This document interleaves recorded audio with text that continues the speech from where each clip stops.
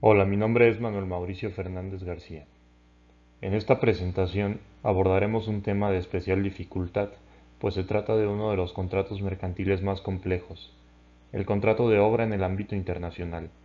La dificultad para abordar este contrato radica en la amplia gama de factores que en él intervienen, pues aunque se trata principalmente del comercio de servicios, es necesario para el desarrollo del contrato y de la obra en sí misma que se adquieran también una gran cantidad de bienes y de otros servicios, que a su vez son de diferente naturaleza entre sí.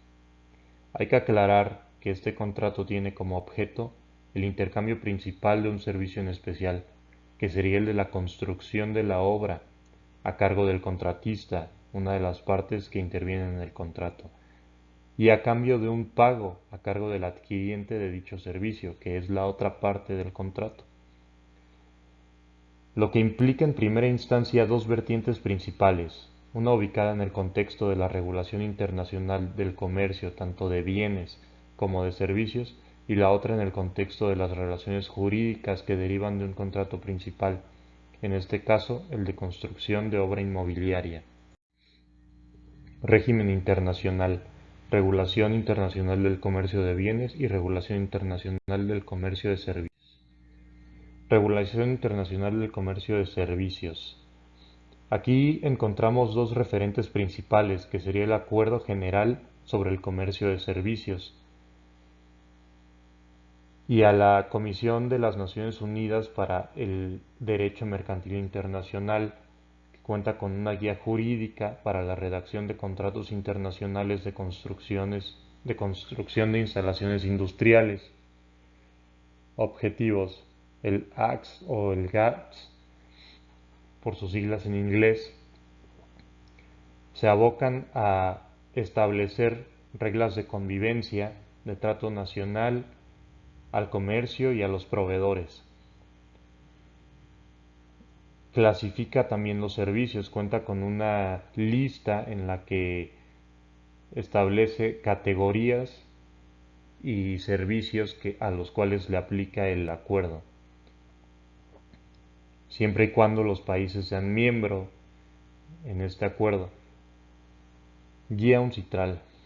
Sin ser de carácter normativo, busca servir de ayuda en la negociación y redacción de los contratos, señala problemas jurídicos propios de dichos contratos y examina la manera de abordarlos, sugiriendo también las soluciones para incorporar al contrato y evitar de esta manera, en la medida de lo posible, incurrir en controversias. Aspectos jurídicos contractuales. De manera conjunta a esta primera complejidad del contrato de obra internacional devienen otras varias. La siguiente diferenciación principal que debemos tomar en cuenta es la clasificación, denominación y determinación del tipo de contrato de obra entre los que se puede escoger para dar forma al mismo.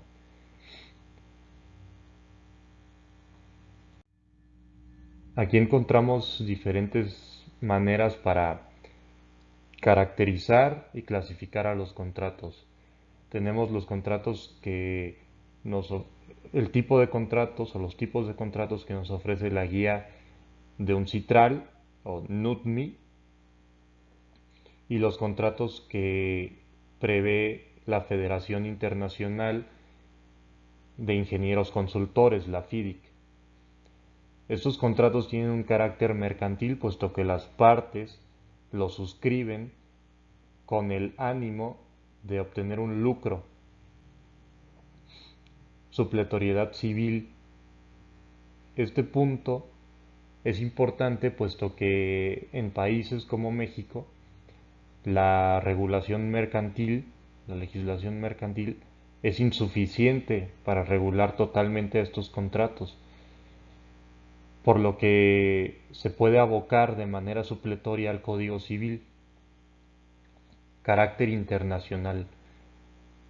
Adopta un carácter internacional este tipo de servicios, puesto que muchas veces las partes que en él intervienen tienen su establecimiento en diferentes territorios, en diferentes países.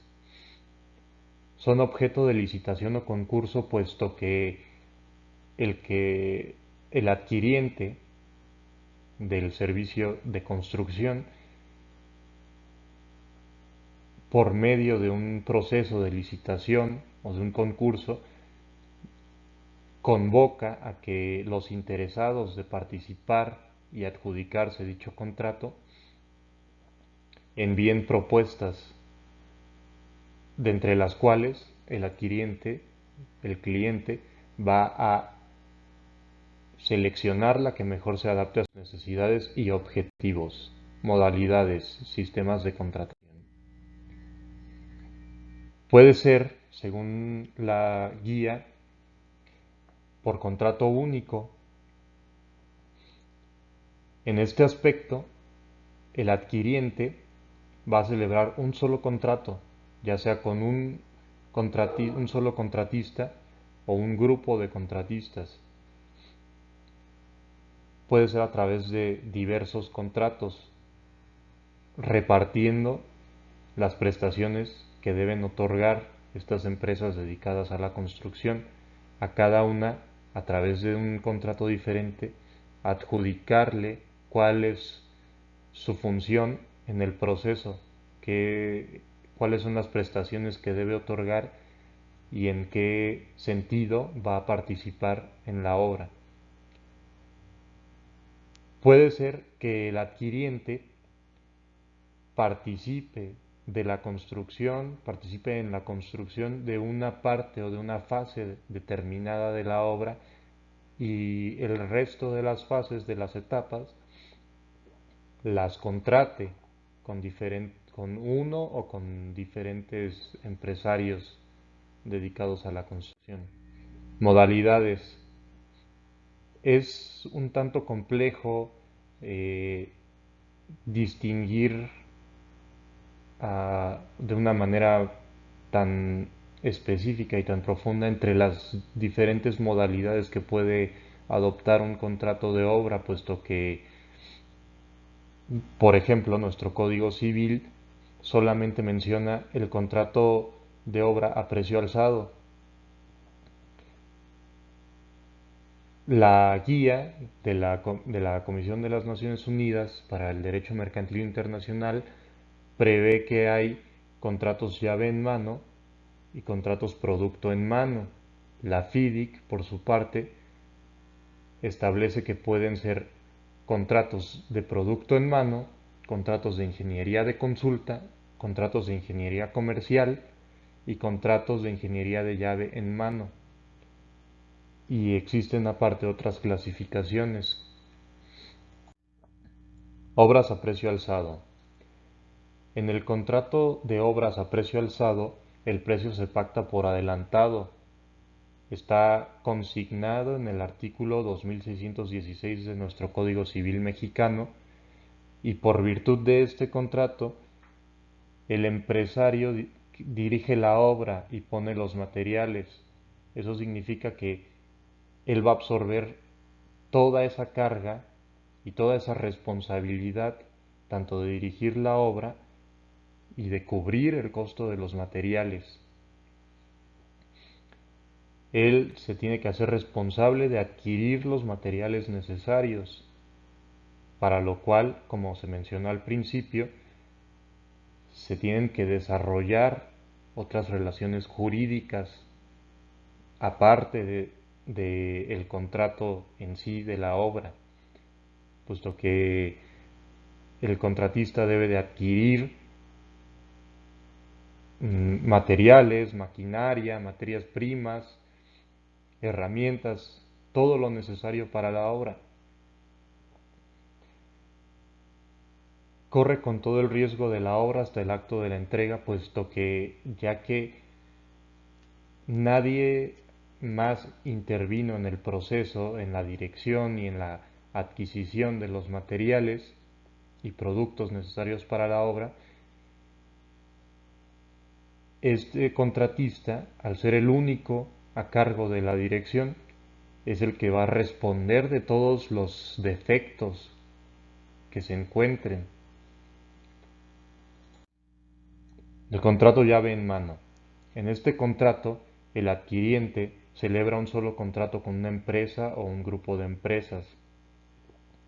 Solicita ofertas competitivas de diversos posibles contratistas para seleccionar la que mejor se adapte a sus necesidades. El contratista se encarga de cumplir todas las prestaciones necesarias para completar la obra y ponerla en condiciones de que al momento de la entrega el dueño de la obra, el adquiriente, tenga todo lo necesario para comenzar a usufructuar, para comenzar a hacer producir su instalación.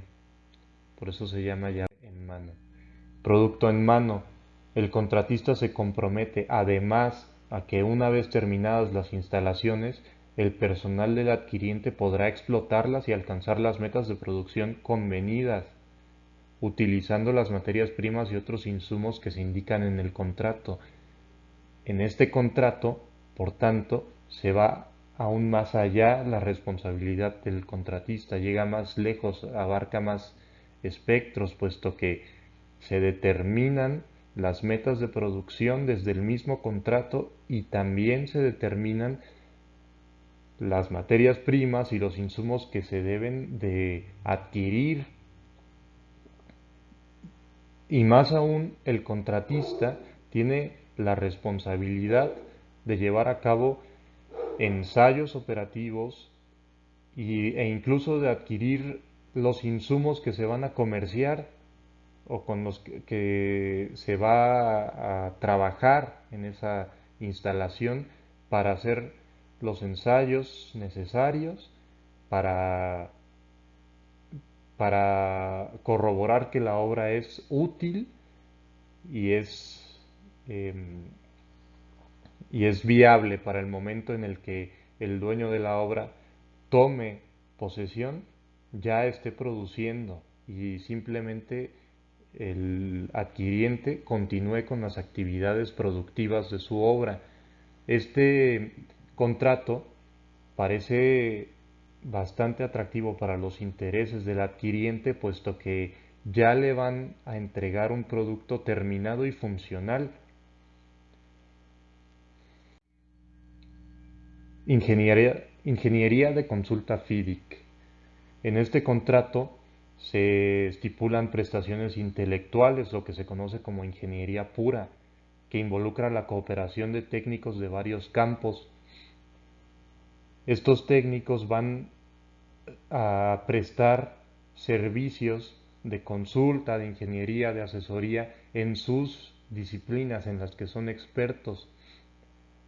Aquí cabe resaltar la parte que se mencionó al principio, de que de este contrato, desde que el contrato de construcción de la obra, se derivan otras relaciones jurídicas, puesto que el contratista tiene que adquirir esta ingeniería de consulta, tiene que comprar estos servicios de asesoría, puesto que para iniciar la obra es necesario contar con estudios de impacto ambiental, de impacto hidrogeológico, de mecánica de suelos, de impacto social incluso.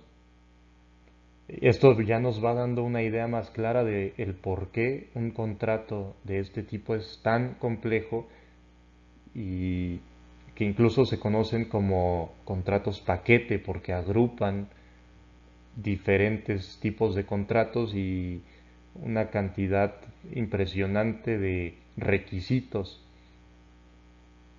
Y solo mediante estos estudios, ya una vez teniendo los resultados favorables y conforme a los cuales se puede proceder a dar inicio a los trabajos de construcción. Ingeniería comercial FIDIC. Aquí tenemos asistencia en la realización del proyecto. Es lógico que en este sentido es necesario tener otros contratos que sean accesorios a este contrato de obra. por medio de los cuales se va a adquirir la asistencia de otras empresas participantes que van a aportar su experiencia y conocimiento en el sector que les corresponda. Entonces, aquí es donde tenemos que empezar a distinguir de qué manera se va a contratar, como se mencionaba al principio, si se va a hacer un solo contrato que comprenda todos los servicios que se tienen que contratar y todos los bienes y todos los productos, o si se va a hacer por medio de diversos contratos, si se va a hacer con una sola empresa, que es prácticamente imposible que una sola empresa cuente con todos los recursos, con toda la experiencia y con todo el conocimiento para desempeñar todas estas funciones, o si va a participar incluso en una etapa de la construcción el adquiriente. Contratos de ingeniería llave en mano, contrato paquete. Se asumen todos los riesgos por parte del constructor. Aquí resalta un punto que es de crucial importancia para el buen desarrollo del contrato, que es el del seguro. Este es otro servicio y este es otro contrato aparte que se tiene que estipular en el contrato de obra. ¿Cómo? Y es también importante no solo para el adquiriente, es mucho más importante incluso para el constructor, para el contratista, puesto que es la manera que tiene de protegerse, porque hay cosas que escapan a la voluntad y a las buenas intenciones. Entonces es sumamente importante que se prevea el seguro, la forma en la que se va a proteger el contratista, porque como se mencionó al principio, tiene eh, un impacto social, un impacto ambiental, incluso entran cuestiones de seguridad industrial, puesto que va a haber personas trabajando en la obra, trabajando con maquinaria pesada y trabajando con materiales que se tienen que manejar conforme a las mejores prácticas internacionales y salvaguardando y priorizando siempre la seguridad. Todas estas son medidas que deben de estipularse en el contrato para evitar controversias, para evitar llegar a tener conflictos, problemas en la relación jurídica, puesto que por mucho que se esfuerce, por más grandes que sean los esfuerzos para evitar que haya errores, pues eso escapa a la posibilidad humana muchas veces. Entonces, al actualizarse uno de estos incidentes, si no hay un seguro, se puede ocasionar un problema grandísimo. Es más, no puede haber un contrato de obra sin un contrato de seguro accesorio que prevea estas situaciones. Adaptaciones y ensayos operativos, equipo inmobiliario. En este sentido, es muy parecido a lo que se mencionó en el ejemplo anterior, en los ejemplos anteriores. El contratista tiene que asegurarse por todos los medios de que una vez que entregue la obra, su cliente, el adquiriente, va a tener todas las facilidades y va a tener la posibilidad de ya estar produciendo, de que su obra ya esté trabajando al momento de que la recibe, para lo cual es necesario que lleve a cabo estas adaptaciones de materiales, de equipo, y que realice los ensayos operativos como si él fuera el dueño de la obra y como si se dedicara a ejercer esa actividad. Grandes empresas tecnológicas e industriales son estas las que intervienen en estos contratos, pues son las que concentran una gran cantidad de recursos económicos, tecnológicos y de conocimientos científicos, profesionales, de ingeniería, conocimientos jurídicos, conocimientos de toda índole. necesarios para intervenir, para llevar a cabo y a buen término este tipo de actividades. Encomiendan a terceros aspectos que conduzcan a la puesta en marcha de la obra, del producto con el que se está comerciando aquí, que es la instalación industrial. Entonces, necesitan contratar a otros profesionistas, a otras empresas especializadas para que realicen estos aspectos, para que se encarguen de estas actividades necesarias y accesorias a la construcción para poner en marcha la instalación industrial. Como mencioné, estas actividades o estos puntos van encaminados a permitirle al empresario iniciar sus operaciones en cuanto tome posesión de la obra. Compromiso de adquirir toda la materia prima, equipos y maquinaria. Esta mercancía tiene que ser adquirida por el contratista, por el constructor. Tiene la responsabilidad de llevar a cabo esas compras y de incluirlas y adaptarlas a la obra.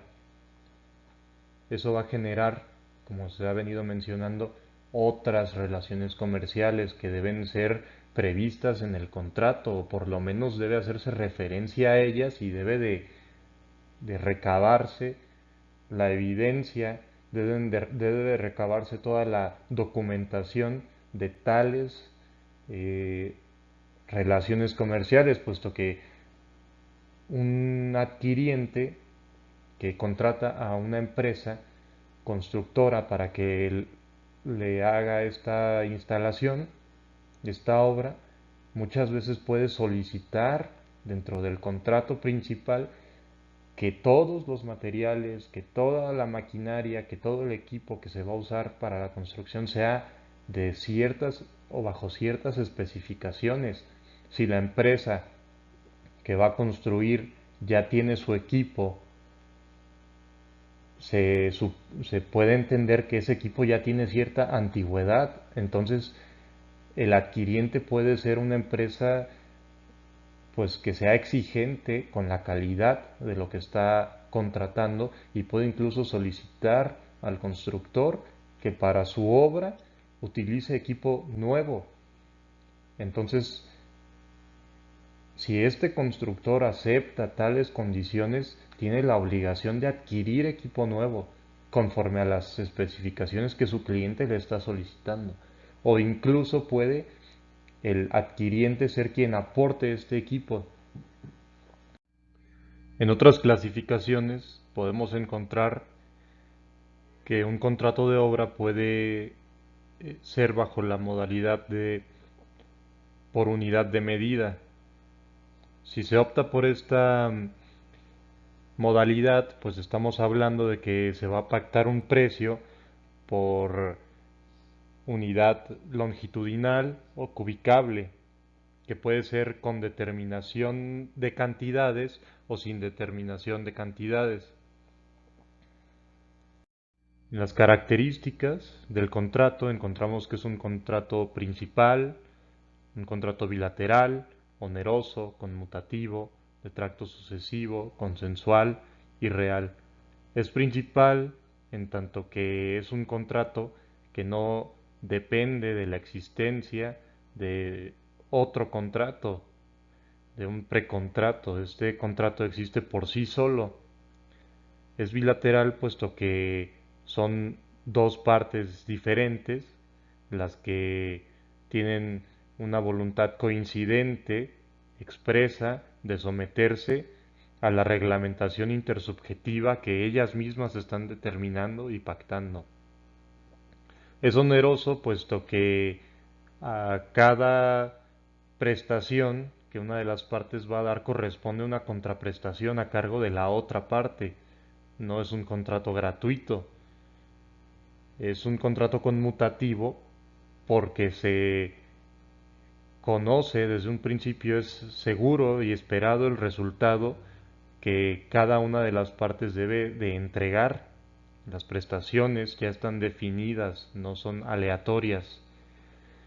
de tracto sucesivo, puesto que es un contrato que toma tiempo y en este caso son contratos que demoran mucho tiempo, las obras pueden tardar muchos años y es con el transcurso de ese tiempo, por medio o a través de ese transcurso del tiempo, como se va a ir avanzando en el contrato y conforme va a ir avanzando la obra hasta un resultado estimado que se espera suceda dentro de un plazo definido, un plazo determinado.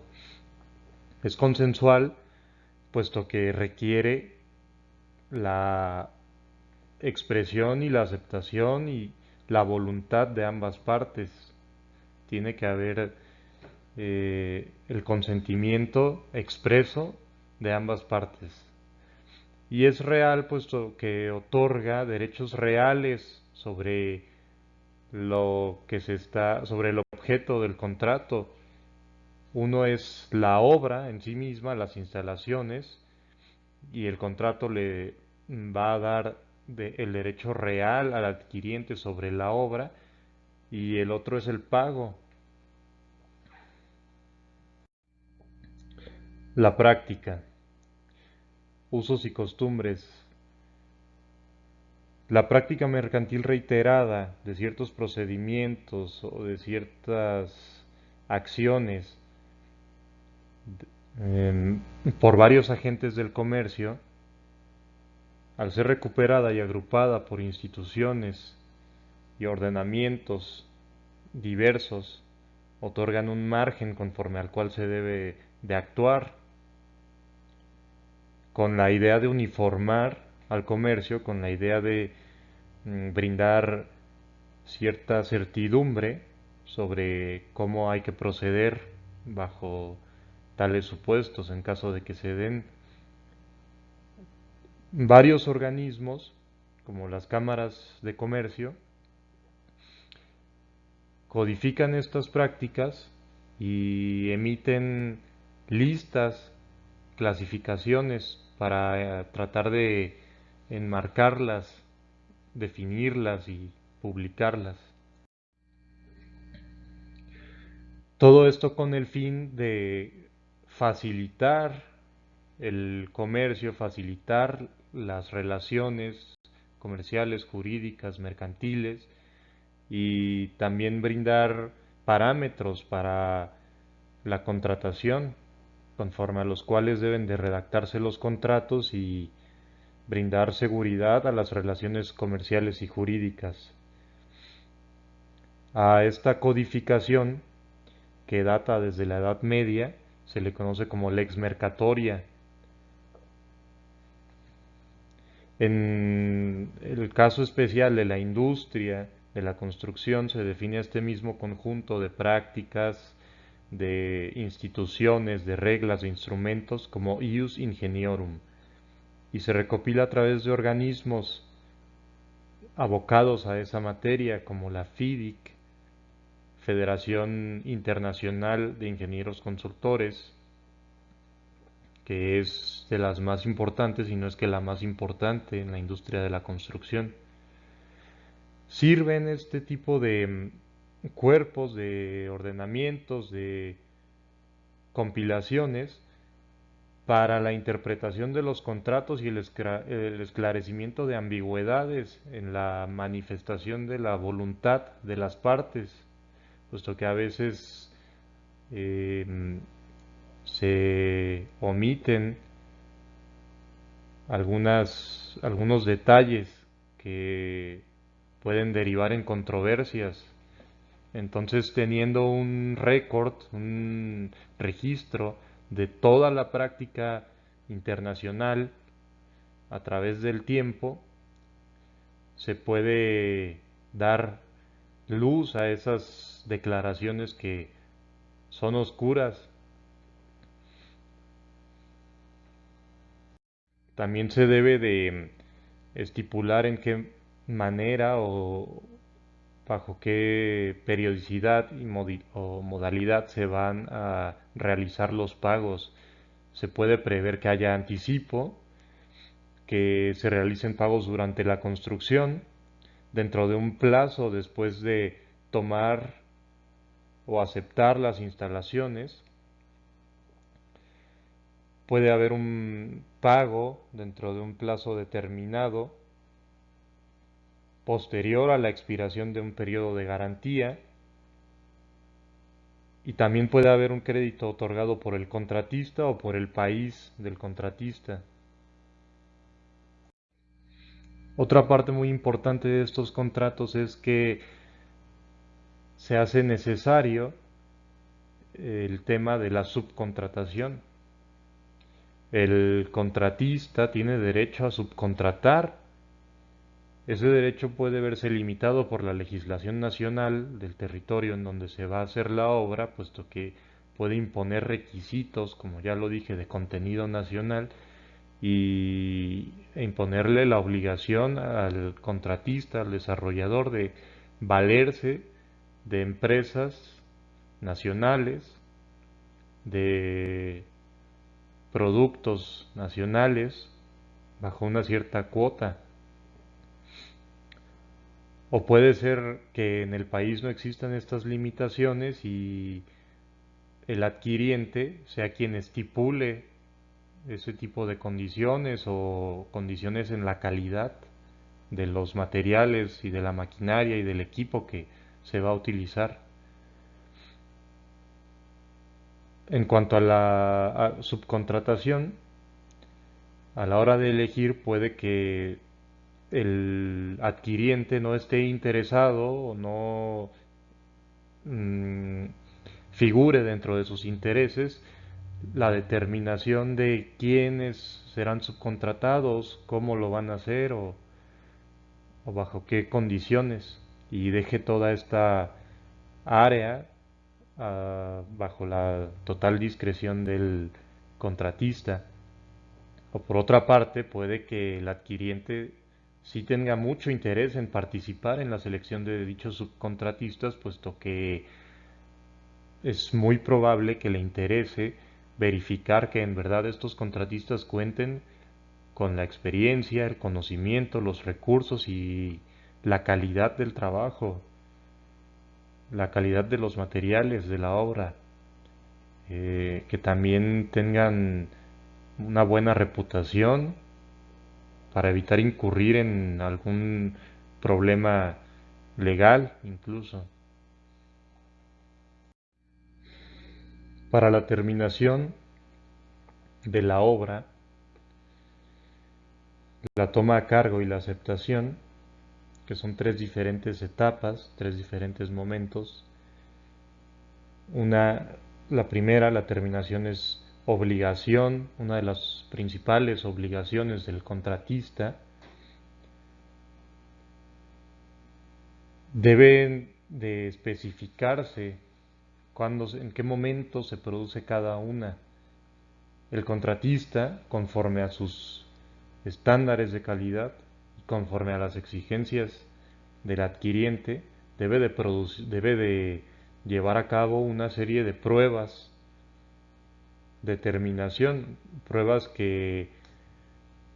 a las que se tiene que dar acceso al adquiriente para que presencie las pruebas y corrobore la calidad de los materiales empleados en dichas pruebas, que tienen como finalidad concluir que la obra está terminada, que la obra va a funcionar o ya funciona. El costo de estas pruebas puede correr a cargo del adquiriente, o más bien pues, sí debe llegar a ser reembolsado al contratista.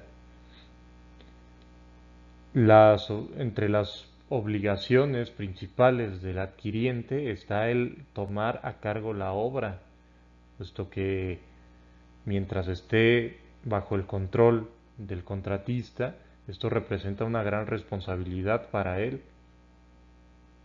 Por eso, al momento de que el contratista concluye que la obra está terminada y demuestra que la obra está terminada, posteriormente viene la toma a cargo. Se debe especificar o esclarecer perfectamente cuál es el estado de las instalaciones de la construcción a la fecha de la toma a cargo, para que el contratista tenga ese respaldo y el adquiriente se haga responsable de lo que está aceptando. Si hay algún desperfecto, si algo no se cumplió, no puede aceptar la obra, tiene que remitir al contratista para que efectúe nuevas pruebas y en caso de que haya un desperfecto, pues lo solucione. Aceptación tras pruebas de funcionamiento satisfactorias. Solo después de que las pruebas de funcionamiento demuestren que la obra se concluyó de manera adecuada y es funcional, entonces se debe de producir la aceptación de la obra. Es preciso hacer una adecuada delimitación dentro del contrato de la manera en que han de distribuirse los riesgos y la manera en que han de pasar de una parte a la otra. Hay que tomar en cuenta que el equipo y los materiales que se suministran para la obra los puede en ciertas etapas suministrar el adquiriente o los puede suministrar el contratista. Pueden ser propiedad del adquiriente o pueden ser propiedad del contratista. Esto implica que hay un riesgo para esos equipos y esos materiales y dependiendo de quién los pone y quién los va a manejar durante cierto tiempo, qué va a pasar con ellos después de ese tiempo, se debe de especificar quién va a ser responsable del riesgo y en qué momento lo traspasa a la otra parte. Y es lo mismo sobre las instalaciones en general, en qué momento va a pasar el riesgo a estar bajo el adquiriente.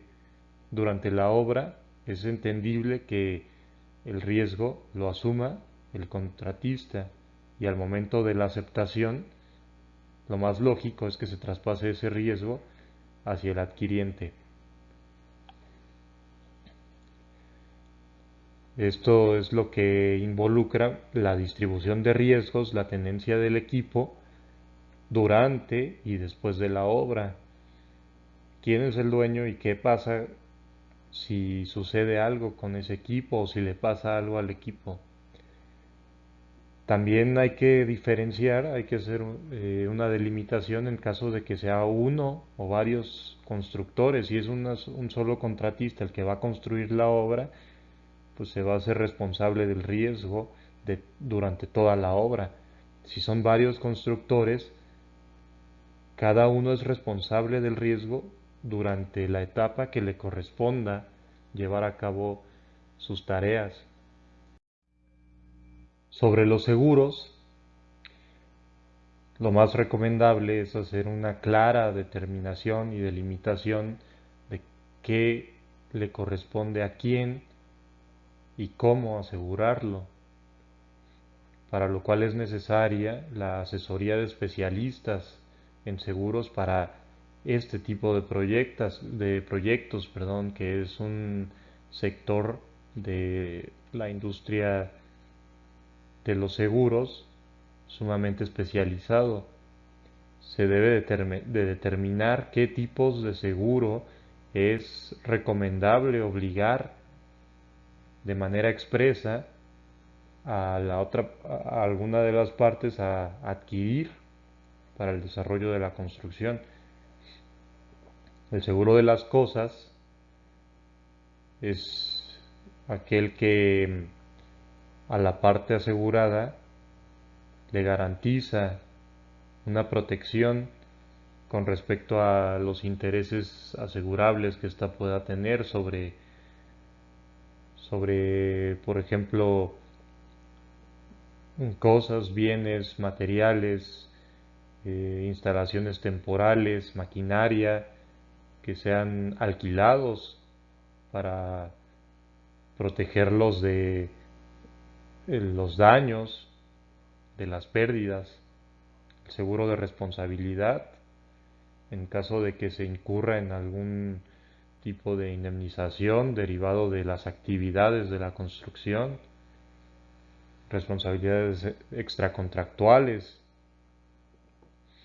Se deben de especificar los riesgos que hay que proteger de manera expresa, las partes que deban de asegurarse, a quién deben de asegurar, qué deben de asegurar, cómo lo tienen que asegurar, cuál va a ser la cuantía mínima en cada caso y el periodo. En cuanto a los incumplimientos, por parte del adquiriente o por parte del contratista, se debe de adoptar las medidas que van a subsanar esta parte. El adquiriente, dentro de sus lineamientos de la licitación, puede estipular a qué fiadores está dispuesto a aceptar. Esto tiene ciertas limitantes porque algunos contratistas no están en las posibilidades de contratar a todos los fiadores y otros sí. Entonces esto puede hacer que se reduzcan el número de ofertas. Para la protección del adquiriente en contra de ciertos incumplimientos por parte del contratista, las fianzas pueden tomar estas formas: fianza monetaria de buena ejecución, fianza o caución de buen fin, que tiene la finalidad de subsanar o complementar por cuenta del fiador la obra en la que hubiese fallado el contratista o por medio de otros contratistas a cargo del fiador. La fianza monetaria de buen fin puede tomar la forma de una carta de crédito contingente. También la fianza sirve para proteger el caso de que un contratista no retire la oferta en la fecha estipulada. Puede proteger para la devolución del anticipo que hubiese dado en su momento el adquiriente y que el contratista no hubiese devuelto conforme a lo estipulado.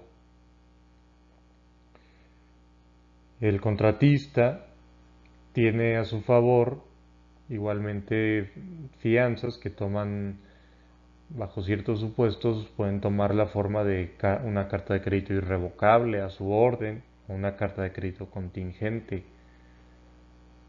que lo protege ante la demora en el pago del precio, ante la demora en otorgar una garantía de dicho pago, en la demora en la toma a cargo o aceptación de la obra, en la demora en el suministro del proyecto o materiales necesarios para la obra a cargo del adquiriente, y para el adquiriente pues lo protegen contra la demora en el cumplimiento o el cumplimiento defectuoso. Exoneración y gravosidad. Estas dos cláusulas prevén situaciones en las que una de las partes, en el caso de la exoneración, quede impedida de cumplir con sus obligaciones contractuales, y situaciones en las que, en el caso de la gravosidad, haya un cambio tan radical en factores, por ejemplo, económicos, que se le ocasione un perjuicio económico muy grave. En las cláusulas de exoneración, lo que se busca es definir los impedimentos exonerantes y sus consecuencias jurídicas. Se recomienda que las partes elaboren una definición general de en qué casos se estaría ante un impedimento exonerante o se elabore una lista ilustrativa o taxativa. Ante la gravosidad se prevé el cambio radical y ante tal situación la dificultad en el cumplimiento, lo que llevaría a establecer un proceso de renegociación de las condiciones del contrato. Solución de controversias. Cláusula compromisoria. La solución de controversias debe de precisarse de manera muy cuidadosa desde la elaboración del contrato por qué medios y en qué casos habrá de resolverse las controversias a que haya lugar, mediante la inclusión de una cláusula compromisoria que prevea estos supuestos y la manera en que habrán de resolverse. Puede ser mediante autocomposición o heterocomposición. En la autocomposición tenemos la negociación, la mediación y la conciliación. Del otro lado está el procedimiento arbitral o judicial. La negociación finaliza con una transacción. Se suele presentar una solución eficiente. Es recomendable que se prevea en el contrato la manera en que habrá de recurrir a ella y bajo qué circunstancias. El objetivo es no impedir o retrasar la continuidad de la obra mientras se soluciona la controversia, y las ventajas son que en comparación con los otros medios de solución de controversias se evitan gastos muy elevados en términos económicos y se ahorra mucho tiempo. En la mediación y en la conciliación se llevan a cabo con la ayuda de un tercero, la asistencia de un tercero, que facilita la comunicación. En el caso de la mediación, este tercero participa solo para facilitar esta comunicación entre las partes, y en el caso de la conciliación, aparte de facilitar la comunicación, formula propuestas de arreglo, buscando obtener una solución amistosa de la controversia. Se debe de establecer la forma en que se va a recurrir a estos medios alternos de solución de controversias, y para ello hay algunas guías que orientan sobre qué reglas establecer. Está el reglamento de la UNCITRAL, y pues el objetivo de recurrir a estas formas pues es mantener una buena relación comercial y encontrar una solución pues dinámica, de manera eficiente. El prever los medios de solución de controversias es a partir de dos principales objetivos. El primero evita retrasar la conclusión de los trabajos a causa de un proceso que pueda resultar muy costoso en términos de tiempo y dinero, de tal manera que se busca eficientizar incluso los conflictos que pueden llegar a surgir entre las partes. El segundo busca evitar dañar la relación entre las partes, para lo cual se puede optar por diversas formas de resolución de controversias. En todo caso, las partes deben designar conforme a qué ordenamiento legal resolverán tales controversias. En los medios de heterocomposición encontramos el procedimiento arbitral y el procedimiento judicial. Para el procedimiento arbitral, las partes tienen que establecer de qué manera van a designar a quienes participen en este procedimiento.